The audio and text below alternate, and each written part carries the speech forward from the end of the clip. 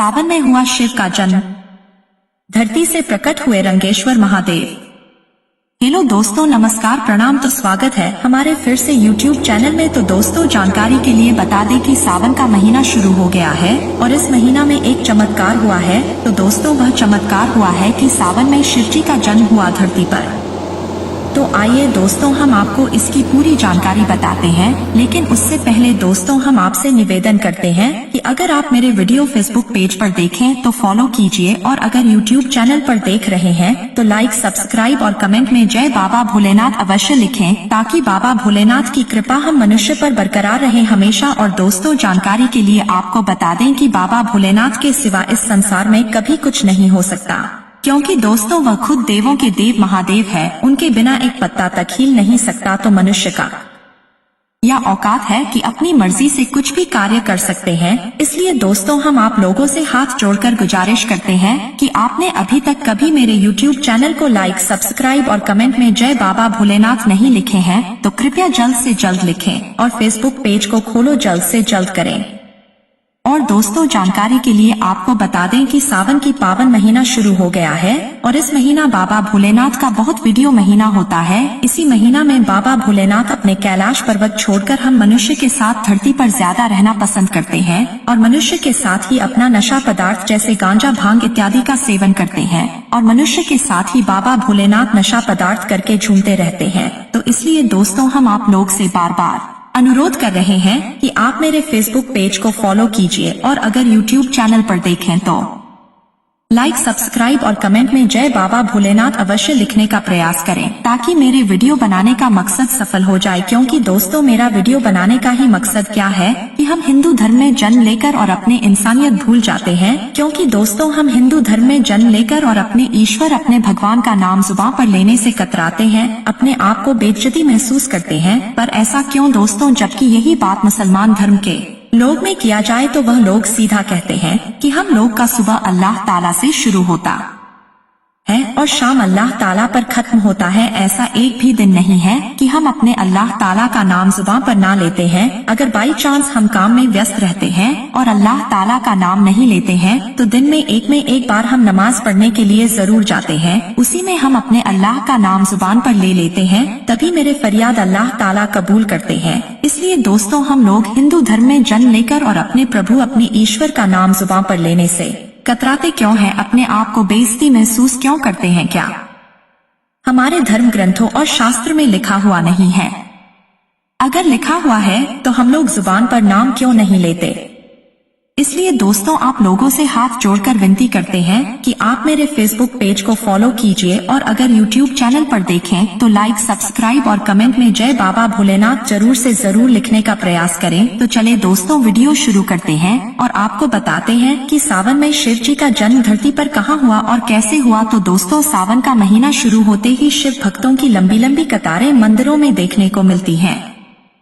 कृष्ण की नगरी में 5,500 वर्ष पुराने प्राचीन रंगेश्वर महादेव मंदिर में सावन के महीने में श्रद्धालुओं का तांता लगता है।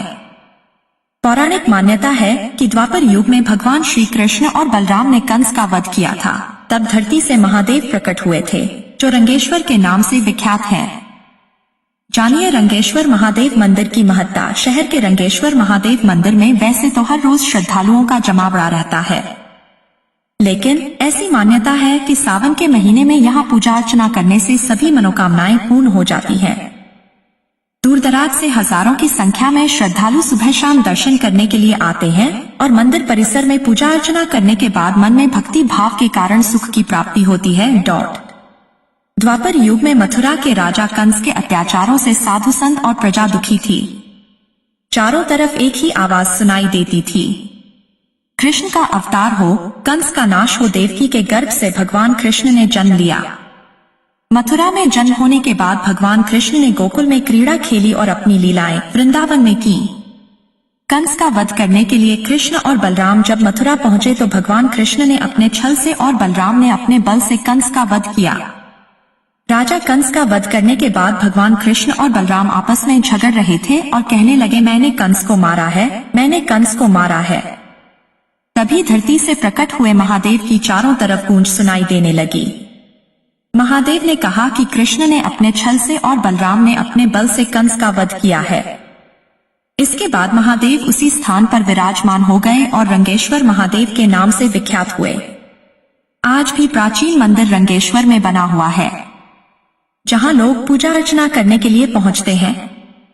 सावन के महीने में रंगेश्वर महादेव मंदिर में विशेष आयोजन होते हैं। सुबह के वक्त दुग्ध अभिषेक, जलाभिषेक और महामृत्युंजय का पाठ किया जाता है। शाम के समय भोलेनाथ का श्रृंगार करके महाआरती की जाती है। रंगेश्वर महादेव मंदिर सुबह 4 बजे से रात 11 बजे तक श्रद्धालुओं के लिए खुला रहता है। दूर दराज से श्रद्धालु दर्शन करने के लिए वहां पहुंचते हैं। पुजारी संतोष नाथ ने बताया कि मथुरा साधुओं की तपस्थली कही जाती थी। द्वापर युग में मथुरा के राजा कंस का बहुत अत्याचार साधुओं पर होता था। साधु कंस के अत्याचारों से परेशान होकर भगवान से प्रार्थना करते थे कि कृष्ण का अवतार हो, कंस का नाश हो। कृष्ण का जन्म होने के बाद राक्षसों समेत कंस का वध किया गया। शिव भक्त गोपाल सिंह ने बताया कि द्वापर युग के प्राचीन मंदिर रंगेश्वर महादेव में सावन के महीने में जो भी श्रद्धालु यहां आकर पूजा अर्चना करता है तो ऐसी मान्यता है कि उसकी सारी मनोकामनाएं पूर्ण हो जाती हैं। उन्होंने कहा कि वे पिछले 30 वर्षों से हर रोज सुबह शाम दर्शन करने के लिए आता है। सावन के महीने में शिव भक्त कावड़ लाकर यहाँ विशेष पूजा अर्चना करते हैं। शिव ने ब्रह्मा की प्रार्थना स्वीकार करते हुए उन्हें यह आशीर्वाद प्रदान किया। जब ब्रह्मा ने सृष्टि की रचना शुरू की तो उन्हें एक बच्चे की जरूरत पड़ी और तब उन्हें भगवान शिव का आशीर्वाद ध्यान आया। अब ब्रह्मा ने तपस्या की और बालक शिव बच्चे के रूप में उनकी गोद में प्रकट हुए। आज पूरे देश में भगवान का जन्मोत्सव बड़े धूमधाम से मनाया जा रहा है। सनातन परंपरा में भाद्रपद मास की अष्टमी तिथि पर पड़ने वाली जन्माष्टमी को महापर्व माना गया है। मान्यता है कि इसकी पूजा सभी संकटों से उबारकर व्यक्ति के सारे मनोरथ को पूरा करती है। मान्यता ये भी है कि आज के दिन यदि कोई कृष्ण भक्त उनकी विधि विधान से पूजा करता है तो उस पर भगवान कृष्ण का पूरे साल आशीर्वाद बरसता है। लेकिन क्या आपको पता है कि भगवान विष्णु ने आखिर पृथ्वी पर भगवान श्री कृष्ण के रूप में क्यों आशीर्वाद लिया? आइए कान्हा के पृथ्वी पर अवतार लेने के पीछे की वजह जानते हैं। आज पूरे देश में भगवान का जन्मोत्सव बड़े धूमधाम से मनाया जा रहा है। सनातन परंपरा में भाद्रपद मास की अष्टमी तिथि पर पड़ने वाली जन्माष्टमी को महापर्व माना गया है। मान्यता है कि इसकी पूजा सभी संकटों से उबारकर व्यक्ति के सारे मनोरथ को पूरा करती है। मान्यता ये भी है कि आज के दिन यदि कोई कृष्ण भक्त उनकी विधि विधान से पूजा करता है तो उस पर भगवान कृष्ण का पूरे साल आशीर्वाद बरसता है। लेकिन क्या आपको पता है कि भगवान विष्णु ने आखिर पृथ्वी पर भगवान श्री कृष्ण के रूप में क्यों आशीर्वाद लिया? आइए कान्हा के पृथ्वी पर अवतार लेने के पीछे की वजह जानते हैं। आज पूरे देश में भगवान का जन्मोत्सव बड़े धूमधाम से मनाया जा रहा है। सनातन परंपरा में भाद्रपद मास की अष्टमी तिथि पर पड़ने वाली जन्माष्टमी को महापर्व माना गया है। मान्यता है कि इसकी पूजा सभी संकटों से उबारकर व्यक्ति के सारे मनोरथ को पूरा करती है। मान्यता ये भी है कि आज के दिन यदि कोई कृष्ण भक्त उनकी विधि विधान से पूजा करता है तो उस पर भगवान कृष्ण का पूरे साल आशीर्वाद बरसता है। लेकिन क्या आपको पता है कि भगवान विष्णु ने आखिर पृथ्वी पर भगवान श्री कृष्ण के रूप में क्यों आशीर्वाद लिया? आइए कान्हा के पृथ्वी पर अवतार लेने के पीछे की वजह जानते हैं।